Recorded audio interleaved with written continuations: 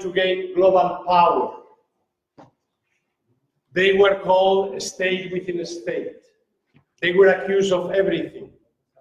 And eventually they were suppressed. They were founded in 1540, a group of young students around Ignatius of Loyola. Ignatius was already an old man. He had been a military man. When he had a vocation to become a preacher, a missionary, and he began doing it before being a priest, before having studied theology. He was put in prison by the Inquisition several times. Eventually, he decided to go to Paris. Paris was the most important university at the time in Europe. And there he met a group of students, 7 of them. And in 1533, they decided to form a society of Jesus. And they thought they left, that they are going to go together to Jerusalem to convert the Muslims. So they were born as a missionary order. Every Jesuit, when they become members, take an oath to go anywhere in the world where they can help souls, and they enumerate the Turks, meaning Muslims, and heretics, meaning the Protestants, and schismatics, meaning Eastern Orthodox and others, and all the infidels in the New Indies. The New Indies had yet been discovered then. I have put here globalization because they were the first organized group in history to think and to act globally. They can be said to be pioneer globalizers in the first globalization. As you know, globalization has become a very common word. Everybody uses it in the last 20 years, as if this would be a new phenomenon. But I say globalization can only be defined in the most abstract and general terms as the process through which the world becomes a single place with increasing global connectivity between peoples, societies, and cultures, with humanity, all of humanity, attaining an increasing global consciousness. I say in the most abstract terms because if you define it in terms of capitalism, it's only part of it. Or in terms of the globalization of the nation state, the whole world becoming territorialized into nation states. Is also part of it. There's also global cultural developments. So they were then recognized by the Pope in 1540. Let me just...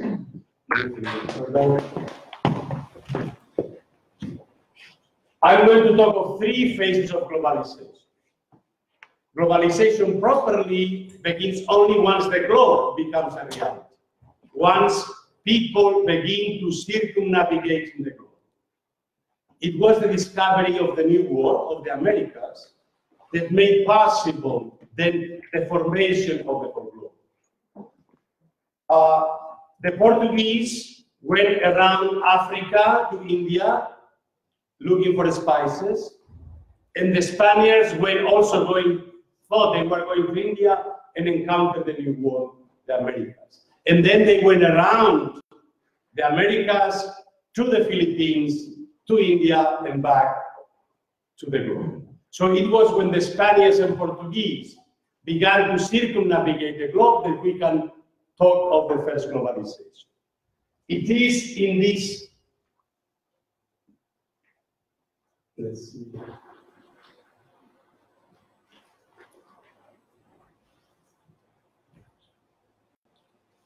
They said as pioneer globalizers. They were the first organized group in history to think and to act globally. For over 200 years, from their foundation in 1540 to their papal suppression in 1773, no other group contributed as much to the advancement of global connectivity and global consciousness. And they did it through their global missions. They were all over the Americas, from the top, let's say the Indians from Quebec and all of Canada, to the famous reductions of Paraguay in South America, throughout Africa, Ethiopia, Congo, throughout Asia. They were the first Europeans to enter Japan. And have anybody seen the film Silence by Scorsese? Have you heard of the film Silence? It's about the Jesuit mission in Japan. They were the first one to enter China, to basically learn the classical tradition, culture of China, Confucianism, and translate this text into Latin, into the West. They were the first to basically encounter Brahmanism, Hinduism, the first to go to Tibet. In this respect, they were the brokers. They were the brokers between North and South, and between East and West, through their ubiquitous missions from Asia, Africa, and the Americas, through their prodigious production and global circulation of annual letters, and throughout edifying mission reports. They were accused because they were what we will call today a global NGO before there was a global civil society. So the powers that be were afraid of them because nobody controlled them. They were supposed to obey the Pope. They had what distinguished them from other religious orders were two things. One, they had no habitus. They had no, the Dominicans, you know how they were dressed. The Franciscans, every religious order, you could recognize by their habitus. The Jesuits had no habitus, and so they could become anything, anywhere. They were dressed like Buddhists in Japan. They were dressed like Confucian scholars in China. They were dressed like Brahmins in India. Wherever they went, they became natives. They followed the method of inculturation. And so rather than westernizing the people they wanted to make Christian, they themselves became Japanese, Chinese, Indian, to make Christianity then local. So this is an era of globalization from 1500 to their suppression, the end of the 18th century, before Western hegemony. Europe was not yet the center of the world that would become in the 19th century. At the time, Europeans could conquer the Americas, but they could not conquer any of the big empires, Muslim empires, the Ottoman Empire, the Persian Empire, the Mughal Empire in India, the Chinese Empire, Japan, many kingdoms. The Philippines was the only country in Asia that the Europeans could conquer.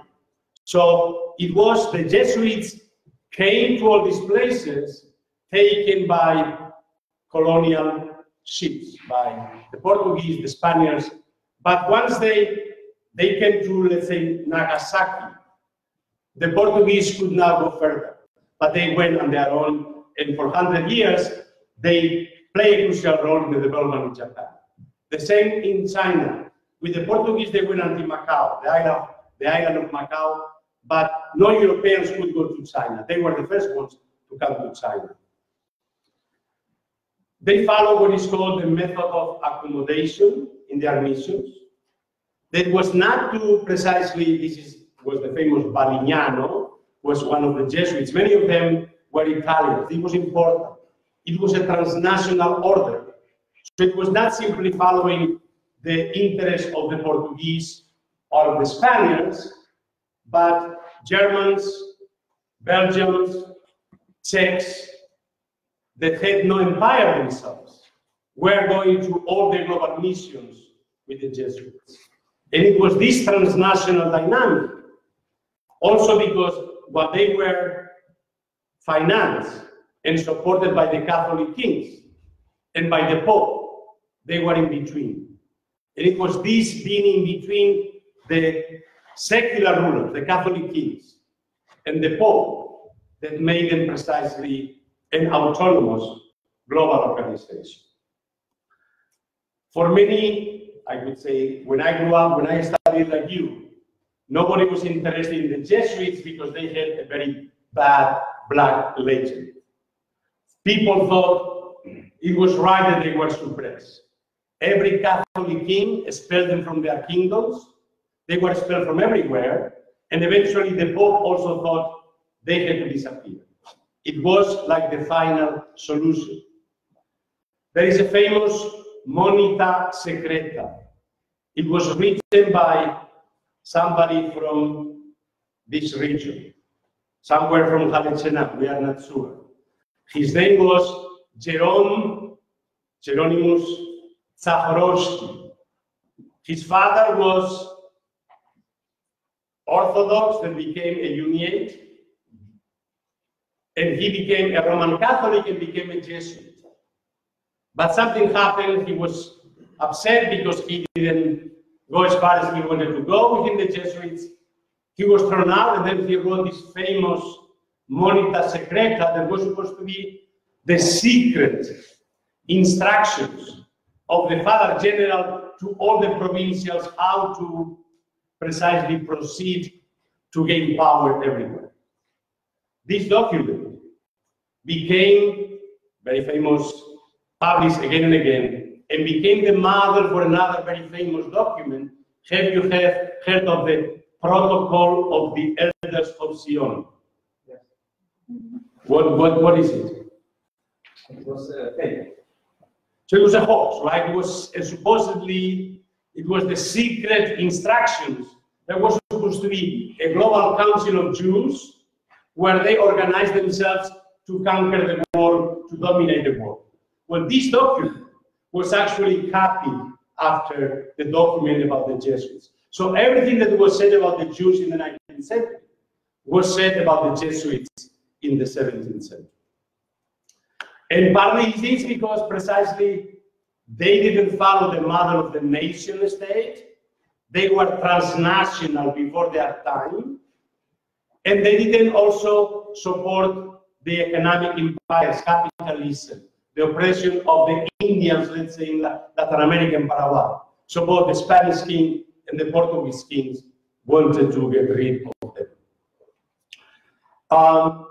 But they were also not only missionaries.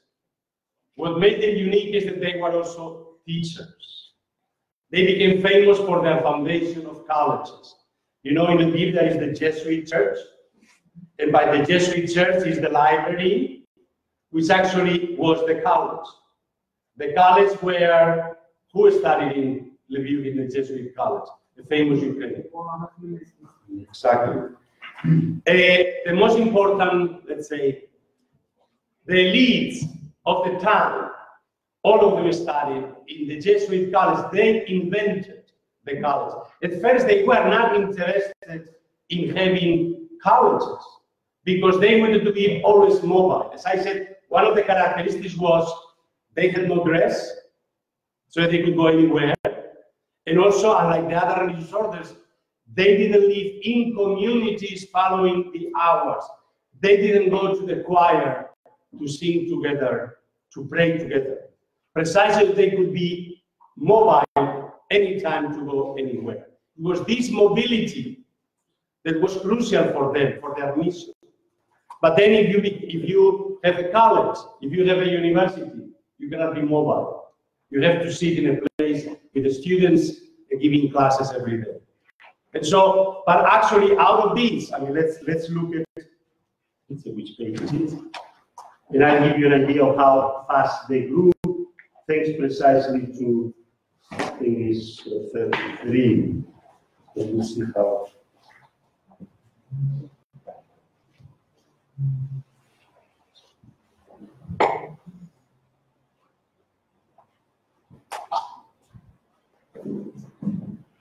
They invented the profession of teachers. They became professional teachers. They've been known since then precisely for being professional teachers. Although at first they had no intention of becoming teachers. But then once they established the first college in Messina in 1548, then had tremendous repercussions. Here you have the growth of the order.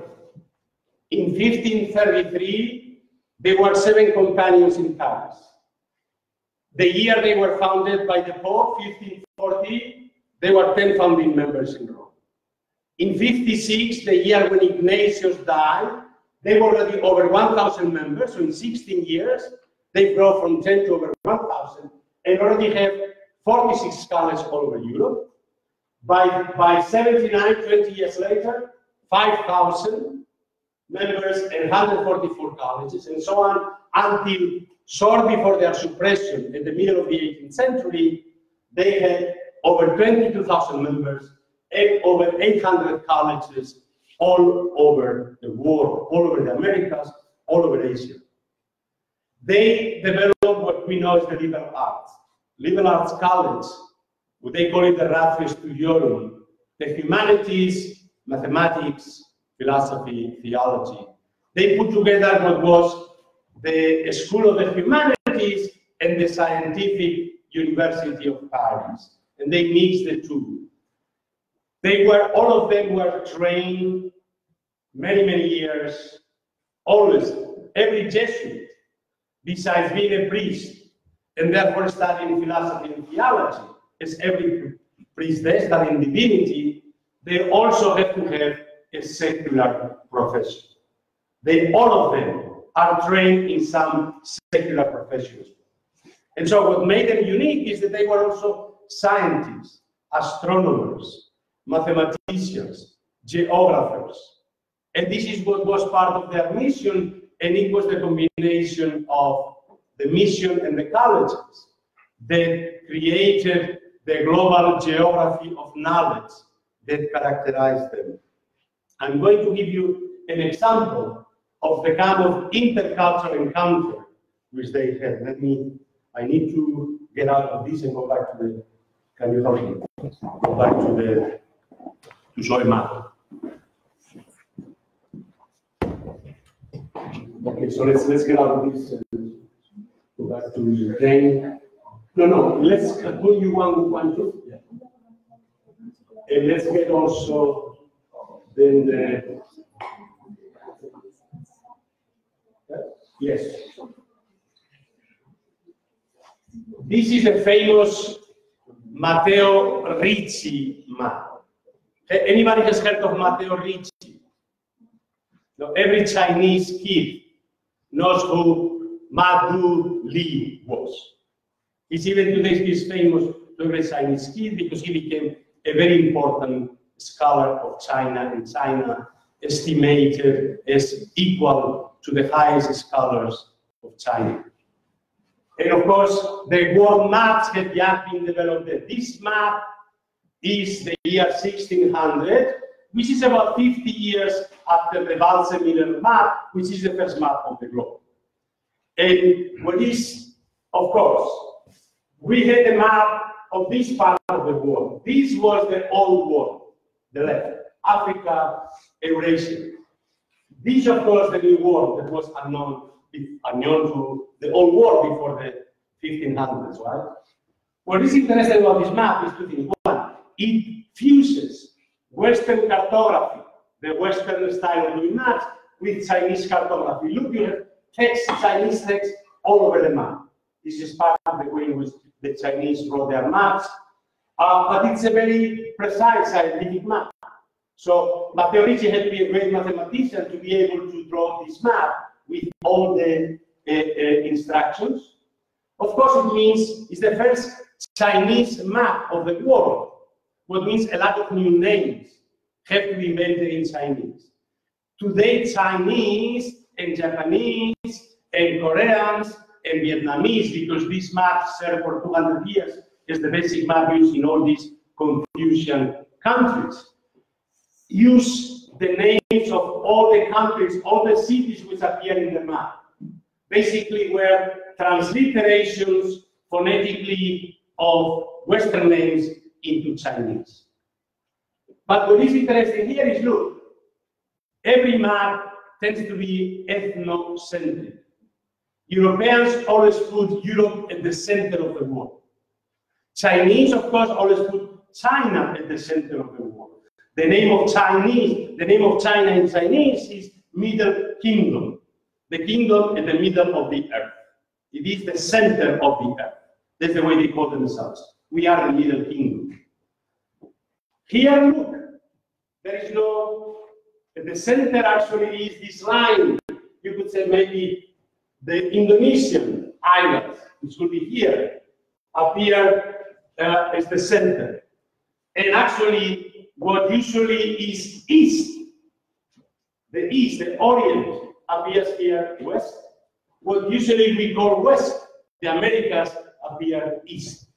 So it is a globe, exactly before Western hegemony, they said put the west at the center of the map, and also before Chinese hegemony. It is a globe which is this center, without a center, which is what globalization today in our global age means. A globe that precisely has not center. Europe is not the center of the globe, and America is not the center of the globe, but the globe has no center. And this is what precisely this map is. Of course, the map was the cooperation of Matteo Ricci or Madu Li and two prominent Chinese geographers and mathematicians, and together made this map. It is this cultural, intercultural cooperation that was characteristic of the Jesuits. As I said, they not only dressed like the natives, they began to talk like the natives and to think like the natives. This is what inculturation means. Their model was Christianity is not European. Christianity is universal. Christianity was a Jewish religion. It was born as a Jewish religion, it was the religion of the Jews, but then became Latin and Greek, Byzantine. So it took, by becoming Greek, it absorbed Greek metaphysics, Greek philosophy. By becoming Latin, it also absorbed Roman law, Roman ethics. And their argument was, if Christianity could become Greek and Latin, it can also and should become Chinese and Japanese and Guarani. And so global means going local. We talk today of global, I'm sure you've heard of globalization. That globalization, the global, is always local. It has to be local, because otherwise, if it's only global, it's only up there in the clouds, but it's not rooted. So globalization can only be truly a force if it is rooted in its locality.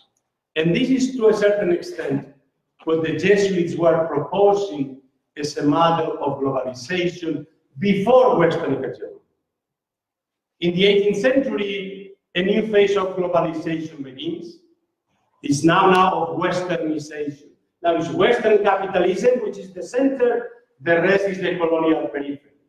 And it is the model then of the Western Westphalian system of nation states that eventually becomes globalized, until the whole world is divided up in nation states the way Europe was divided up in nation states.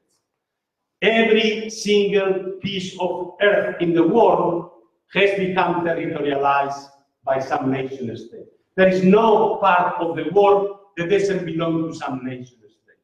This is the model of global territorialization, which is the expansion, the export of the Western European model to the rest of the globe. The Jesuits had a model of globalization that was not based on Westernization, but really on encounters between equals, between friends. 2 days ago, I gave a lecture. We are having a conference on friendship in the age of the digital age, and precisely Matteo Ricci, the same person who constructed this map, also wrote a famous book in Chinese on friendship, aphorisms on friendship, from his own memory of things he had read as a student from Cicero. Cicero had written a book about friendship, and of course all the Greek philosophers, Aristotle, and civic friendship, and Seneca, and of course Erasmus, and other Renaissance humanists. So he drew, again, these aphorisms from Western thought, but then turned them around, writing them for Chinese thought. So that it is, again, the book on friendship, which are 100 aphorisms about friendship. You can see there how Western cultural ideas of friendship and Chinese ideas of friendship are interrelated in this book. As I said, about until 50 years ago, nobody was interested in the Jesuits. Today, if you are a young historian writing global history, because today everybody writes global history. 100 years ago, everybody wrote national histories. Today, everybody thinks that we have to write global histories. Well, if you want to write global history, you are going to encounter the Jesuits, because they are the best archivists. They wrote down everything that happened anywhere, everything they did. We know so much about them precisely because every 2 weeks, every Jesuit wrote a letter to their provincials, and their provincials to Rome. And so you have constantly letters being written from every part of the world where Jesuits were, telling about the language, the culture, everything, fauna, flora, the customs, the religions. And so they were the first ethnographers, the first global ethnographers. They were the first global linguists, comparative linguists, because they began saying, how are all these languages in the world related? All together. The Jesuits, if you see all of them being missionaries everywhere in local languages, together they all practically knew all the languages of the world. So they began comparing languages. They are the first. It's not only, you say, what are priests doing? Pharmacists. The first global pharmacies having plants and basically products that they use in pharmacy from all over the world. They gathered in the pharmacy in Rome because they were precisely everywhere. I'm sure you heard of, how do you call it, quinina, or how do you call from which, quinine, you know, the tonic water is made out of quinine. It was used against malaria and fever. It was called Jesuit bark because it was they that brought it and made it famous all over the world. Ballet, you've heard of French ballet, of Russian ballet. Who invented the ballet? The Jesuits. In Jesuit schools. The opera, there are schools, there are colleges, were also places where they were probably doing drama, theater. And so the opera, the Italian opera as we know it, started as the kind of drama, music, put together stories in Jesuit colleges. Ballet, French ballet, was born in the Saint Louis school in Paris. It was the Jesuit elite school in Paris. So here you have, and of course, if you go around the world, you will see the Jesuit Baroque style all over the world. I mean, you see the Baroque style that you find here in the city of Lviv, of course, was brought by not only the Jesuits, it was also other Catholic orders. But it was they. But again, if you look at Jesuit churches, each of them is similar to the mother church in Rome, and yet each of them is also local. This church is a typical Jesuit church, but it has Eastern also aspects of the church. Icons that you don't find in other Jesuit churches. And the same way, you go to the Jesuit church in Macau, in China, it's very similar to the one in Rome, but it has Chinese elements. The same goes in Japan, or in Goa, in India, or in Latin America. So again, they bring global knowledge, but then this global knowledge is mixed with local knowledge. And they become so interesting for so many people today precisely because they exemplify a way of intercultural encounter that is necessary in our global age, but that they should happen without hierarchical domination of one group over another. And it was this particular style that was so typical of them. We have until what, 12:20? The 12:20. So I will start. So I would rather you can listen very patiently, and I would rather have a conversation or questions from you. Anything. There are every year today, at least I know of every year of the last 10 years, at least 10 dissertations all over the world have been written by young historians and global historian aspects of the Jesuits. It is not before everything written about the Jesuits was about they themselves saying how great they were all saints, or the others said they were devils. Terrible things about the Jesuits. Now, even people that are not interested in the scholars from India, from China, they encounter them because you cannot write the history of the 16th, 17th century, the first global encounters before them. I mentioned Matteo Ricci. Matteo Ricci is the first sinologist, the first that develops the Western knowledge of China, Chinese culture, Chinese language, Chinese philosophy. The same goes for Balignano. Balignano is the first Japanologist, the first one to write a book about the civilization of Japan, that is the beginning of Japanese studies in the West. Roberto de Nobili is the first Sanskritist and Indologist, writing about Indian religions, Indian languages, Indian culture. Ippolito Desideri, the same thing about Tibet. You go to any Tibetologists, the experts on Tibetan studies, and they recognize that the first one really to bring knowledge of Tibet into the West is Desideri, and so on and so on. So in this respect, they play a crucial, and they do it differently. Later, you know, people talk of Orientalism. Orientalism is a way of Western people characterizing the other as totally other. What's interesting about the Jesuits, they did not separate themselves from the other. They became the other so that the other could become Christians. And it's this ability of intercultural relation and dialogue that is unique and that we need so much for our world today if we are going to be able to live together in this increasingly smaller globe and in harmony and without destroying ourselves and without destroying nature and the world. So in this respect, there are very important lessons from the Jesuit way of intercultural encounters of the early modern age, which are very important for us. So, questions? Anything that may be related to this, economics, politics, ethics, anything.